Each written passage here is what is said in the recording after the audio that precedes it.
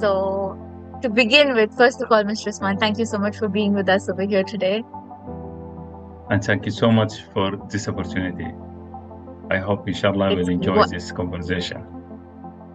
I am very sure that we will. And in fact, I've had the opportunity and I'd say the pleasure of knowing how amazing you are, have a very inspiring life story.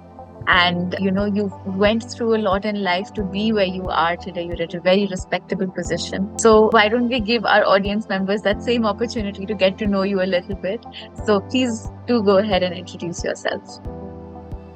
So, my name is Mohammed Osman. I'm 47 years old, father of two lovely daughters. I live and work in Dubai. I have been in Dubai for 20 years and in the medical field. And this is my majority of my specialty. And I left technical part and moved to management in the last 7 years. And during these 7 years, I have completely transformed from the technical side to the management side. This is the brief of my profile. That's a lot of growth going from technical to the managerial side of a company. That's a big transition. Yes. Mr. Osman, you mentioned yesterday in your Zen talk that you've done courses for the last 2 years all across the world. You've done courses from London to Dubai. Can you explain in about 3 to 5 bullet points what makes those courses or what makes communication intelligence different from those courses? See, the idea of those courses, when I started with them, they give me technique. So someone is telling you, you need to sit straight, you need to maintain eye contact, you need to increase and decrease your tonality of your voice. So they are giving you a technique. And this always depends on your conscious mind. So, and in this course, I noticed that I need to manage my subconscious. I need to control my subconscious, which is completely different from the presentation skills course. So this first. Second, the application of knowledge. In all those courses, you take the notes and they ask you to go and practice it. But there is no analysis, there is no feedback, there is no assessment, there is no follow-up, there is no any. So for me, it's more commercial than being like a real course. And the last one also, there is no much participant. So most of the time it is 1-to-1 or 1-to-4 maximum. So there is no also the exposure of, because the exposure is very important. You see others, you can learn from, I can learn from Shamaila, I can learn from Nikita, I can see improvement of Bumi, and those people also make me also excited to move on. To even if I'm struggling in one issue, I can see how people those change. So I say, if they did that, I will be able to do it. And all those 3 points were missed in the previous 3 courses. Okay. Mr. Osman, I must tell you, I've taken so many interviews in the last so many years. This is one thing that I've been waiting for someone to mention, but nobody has. And that's the fact that, people come in looking for a mentorship program. What they think they're going to get is one-on-one interaction. What they don't realize is that communication does not happen one-on-one. You're here to better your presentation skills if that's like a top priority, or you want to express yourself better with people. That is not going to always be the case that you're just talking to the trainer in the outside world. You're talking to people at large. You're learning from people at large. And I'm honestly so glad that you mentioned it. I don't know if you could see, but my cheeks are hurting from smiling right now because that is the truth. And I'm so glad that you were able to recognize it. Yes, because I felt it. I can tell you that what I missed in those courses. So yes, there is a technique, there is good people, but they need to go behind this one. Why I'm not able to perform properly? What the issue? What limitation? Why I'm not able to do this one? So it is you, and I can tell you, I couldn't see any difference from the course I attended and YouTube. You go and Google this, or you put it in YouTube, and you get the same answers, you get the same design, you get the same content. So there is nothing different. When I attended this course, it's completely different. And to be honest, the course is made by some person who really struggle in this issue. So I can feel really, Madame Gorlin, she suffered. And when she built those element of this course, she went through all this process by herself. So, and I can see, because once we started by decluttering of our negativity, and then we start with to-do list, and then we start applying kaizens, and I can see this journey is the journey of someone felt this one. It is not like a curriculum of university, or it is like something educational. It is application. It's some real genuine practice. Yeah, so that what get me also serious on each task when she gave me, or with each assignment. I used to work and look at it, work and look at it, work and look at it, until I can see there is some change. Then I move to the next one. So that also changed my mindset. Most of the time I used to finish this lecture, finish this task, finish this course. But in this course, no, to be honest, I was wishing that I could continue for longer time. Well, first of all, you can always stay connected, Mr. Osman. That's why we call this the community, because we want you to stay connected. Second of all, when you talk about Gurleen ma'am, a lot of participants, everybody that becomes a part of the program ends up admiring her one way or another because she's amazing. I think, again, you're the first one to ever mention that Gurleen ma'am has practiced every single one of the techniques that she, guides participants about in communication intelligence. It's done by herself. And every time that she feels that, okay, something is not working out, it's switched out with something more effective. And I think that's the beauty of the program, that it keeps evolving on such a regular basis, because it's practiced not just by her, but everyone who's behind the scenes.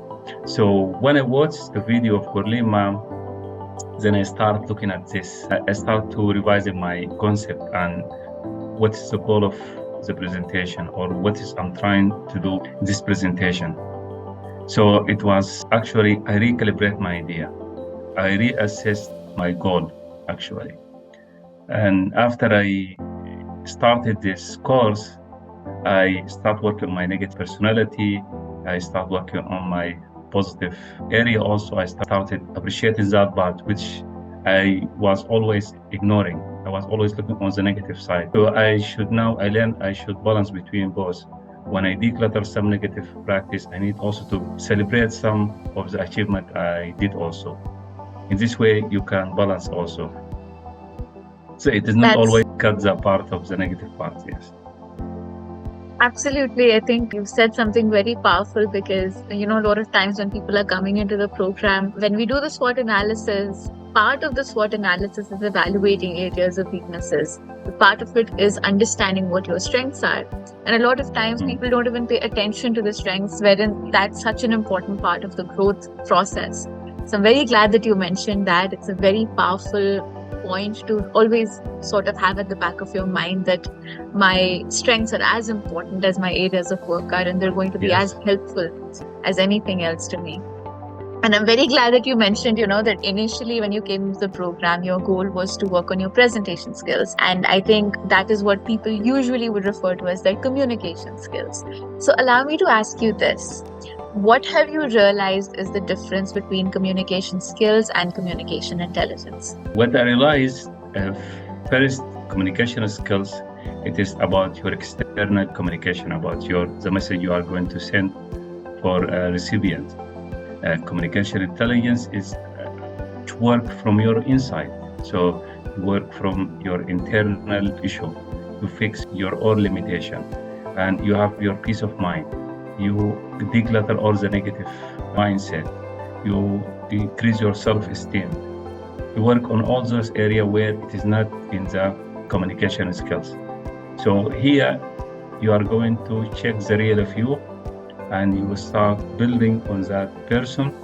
And after you fix all the issue internally, you come outside and give your message so it is external communication.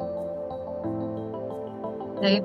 So would you say that the reason that a lot of times people who are looking to improve their communication skills, the reason that they're not able to get to that point is because they're only focusing on the surface level external communication, and there is no focus on the internal communication part of it? Is that what you would say? Absolutely. Internal communication skills, you fix your personality, you fix your negative attitude, So before you come and start telling people what to do and what not to do, you start by yourself. You read by examples. So this, what I learned here, I would say in other phrasing, self-discipline. So you discipline yourself, and then you go I'm outside and you start your communication. Yes, yes. So I'm very glad that you mentioned about how it's important to internalize any change that you want other people to have. And the reason that I'm glad you said that is because I remember you mentioning in one of the Zenith Mastermind live sessions that you lead a team of over 180 people. Is that right? Absolutely, you have good memory, and it is almost actually it's 183 people. 183. That's a lot of Mm. people. And I think that's a clear indication that you've all obviously been in a senior leadership position for a very long time. So, what has changed in the way that you used to lead your team before? And now that you have done communication intelligence, how do you lead your team now? Be honest with you, I have been transformed completely 180 degree.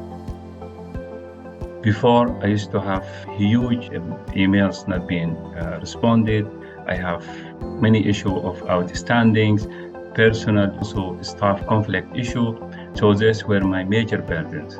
After attending Zenith course, I was able first declutter my these emails, which unnecessary, which wasted my time. Also, I was able to success to resolve most of the people conflict. You know, my position, I have so many division, many sections, and many subordinate managers, seniors, they have conflicts, they have issues. And sometimes I used to make decision on bias, on wrong approach. Now I'm applying sympathetic listening, analytical listening. So I don't prejudge, I listen to people. And also in terms of my planning, no, I'm not, most of the time I was reacting to some action. Now I've become proactive. Now I'm thinking in advance. I know the next step. Before I used to take an action on some crisis. I can make decision in a way that fair for everyone, and I give the rationale about this decision. Sometimes I will say, this is my decision. I don't want someone to come and discuss with me. I don't need to justify myself. That's what always I used to tell people and tell myself. Take responsibility of my decision. I don't need to justify. Now, no, I telling people why I did this one, based on which factors, and I'm answering all the people in a way that fair for everyone. And also now I'm reaching out people. So I don't want people to come to my door. So now I move around the people, I talk to them, not in terms that I'm faking it. No, I listen to them. I see if they have an issue, if they need my assistance. So now I make everyone to feel my existence. That is a very powerful statement, Mr. Osman. I make everyone feel my existence. That's awesome. Yes. I think it'll be safe to say that you've not only become intelligent in your communication, I think you've also become very intelligent in the way that you lead. And whatever you said just now, you've gone over how your leadership style has changed, how your way of dealing with people has changed. But I want to get a little bit of insight also into what was your biggest obstacle when you were leading teams in the past? And how has that changed? Number one. Number two, I also want to understand how has people's perception of you changed in your professional life? My biggest obstacle, it was the conflict between people. That where I used to struggle always. You know, in Dubai, we have multinationalities. We have different coming from everywhere. So sometimes you don't know really the reason of this conflict. It could be money, it could be work, it could be distribution of task. So that where most of my time wasted. And you know, when you drop yourself in the middle of those issues, you wasted energy, you get all those negative comment and negative behavior, which also is impacting you. So that's my biggest challenge. The second one also is to put priority on my task.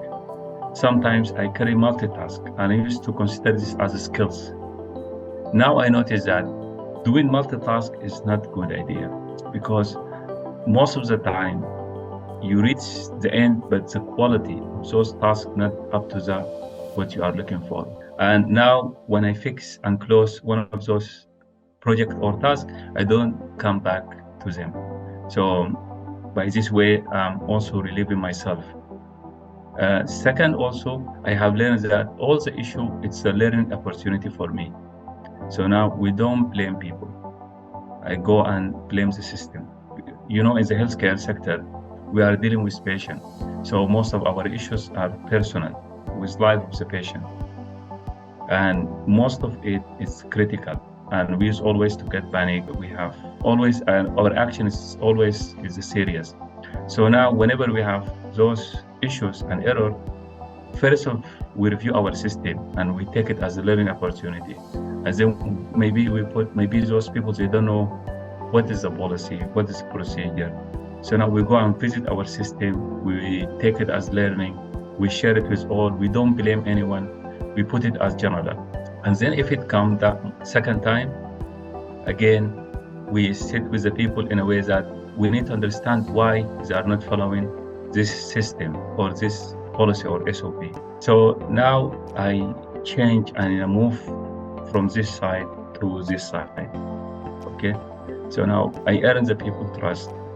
I look at from different perspective, and always I don't go and blame them. I need to ask myself, maybe because of this issue, maybe because of they have been bad day, maybe they have. So I'm trying to find a reason for this behavior. I know everyone is good. If you believe this one, then people, they going to take your advice, your actions. They will take it in a way that it's good for them. It is not a punishment for them. So I'm talking to you to improve ourselves, to improve our work, to improve our environment, to move to this level. Not I'm blaming you. You did that, you let us down. Now, because of you, this is what happened.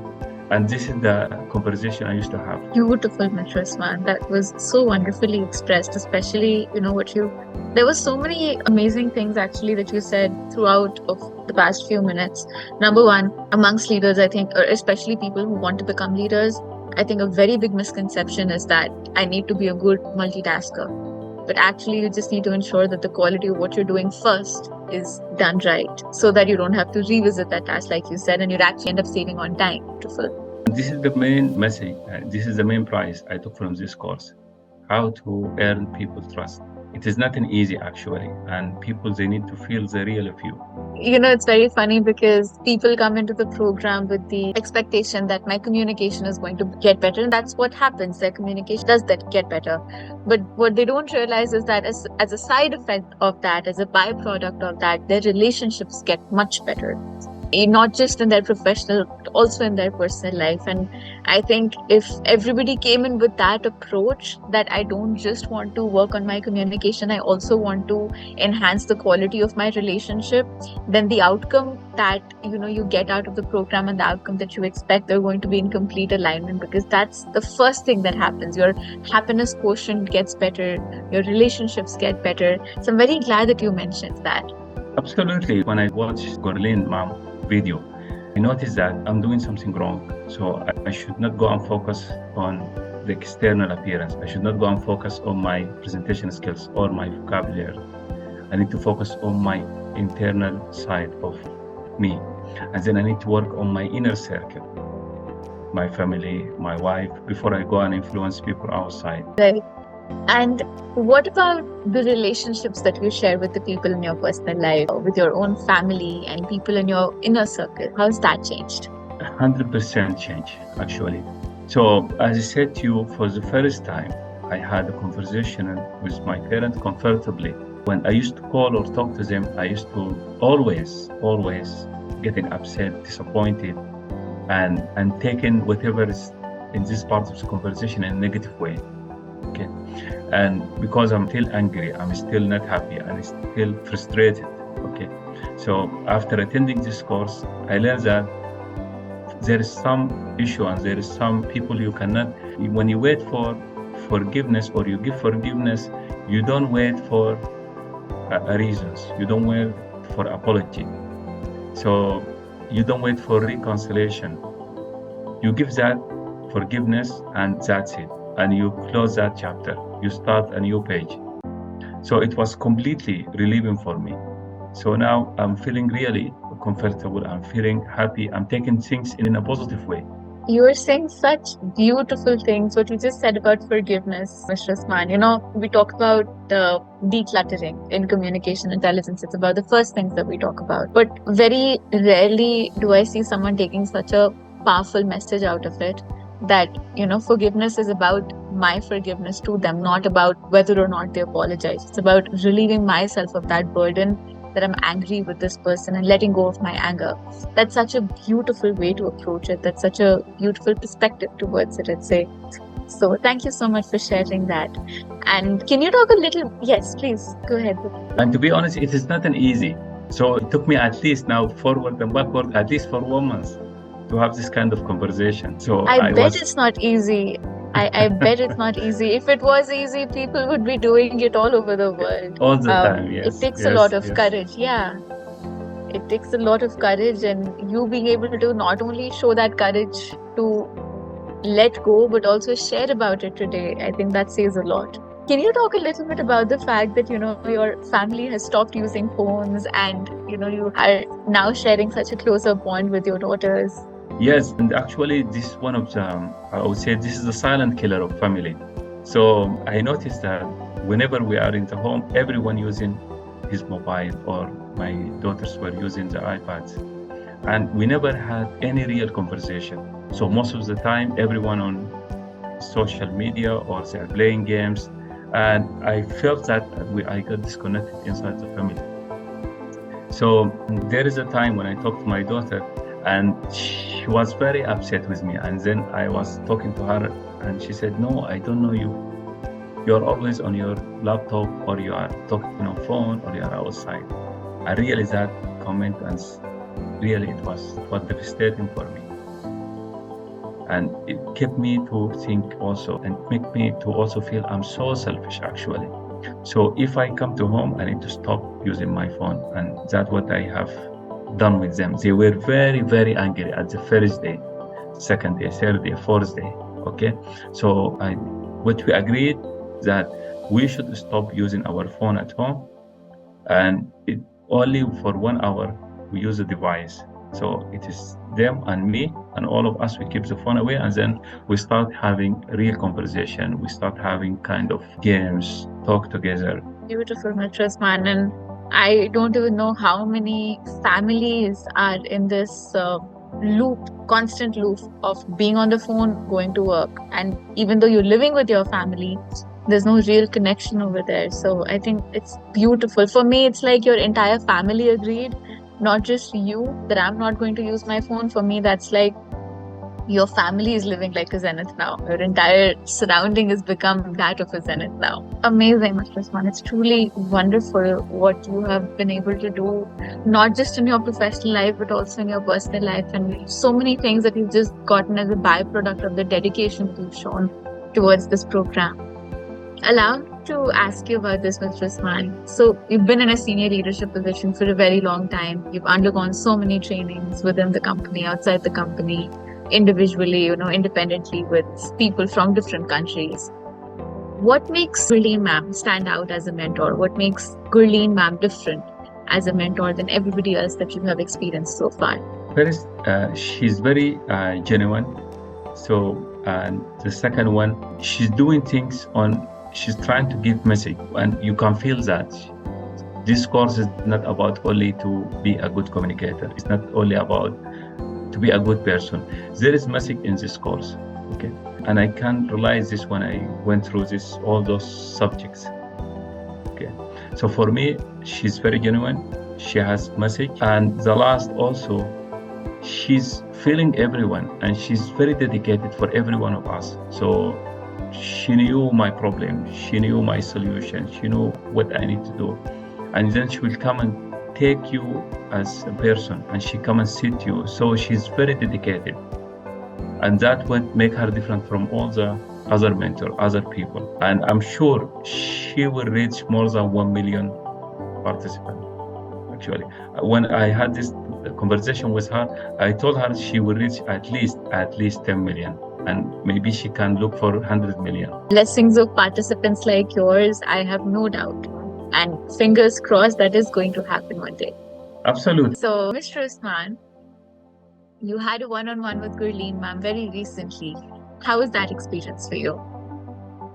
Actually, it was exceptional for me. First, she opened some area in my personality which I didn't touch before, and then she went with me through from my childhood until today, and we start looking for all those problem and issues. And then she put with me the principle of how I will work on myself, how I will be a good person, and then to declutter all those negative issues where I have before, where I had it before, and to start as a new person. So it was completely inspired conversation, and actually make me feel more better after this conversation. So I was able to look for some area in my life where I used to avoid it. I used to escape it actually. So it was completely transformational conversation.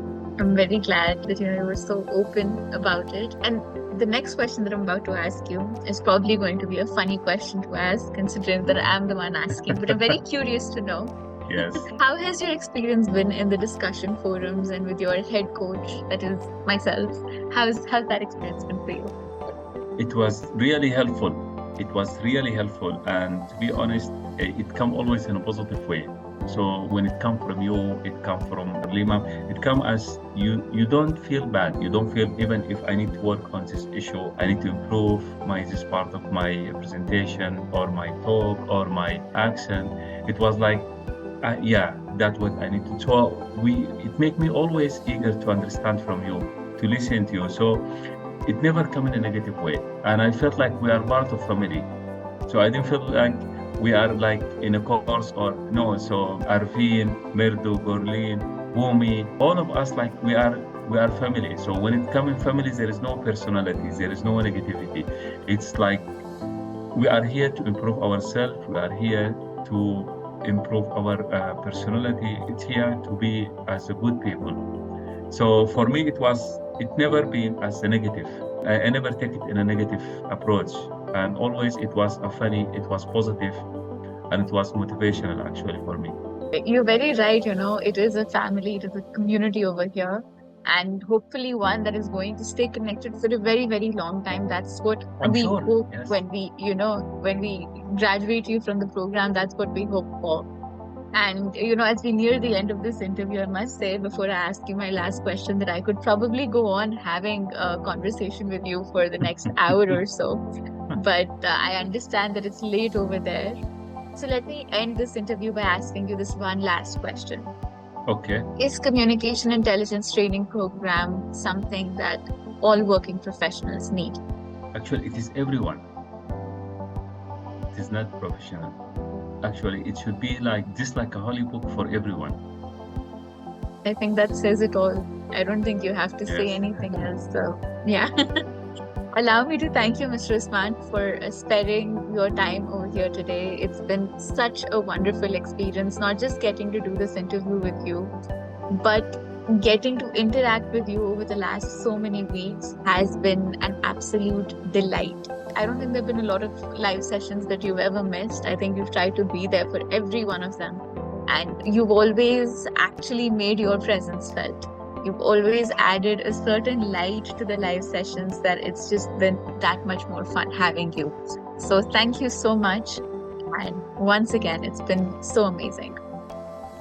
Thank you so much. And also, to be honest, it was a pleasure for me also to be with you here. And I cannot just explain what this course for me. So really thank you for you.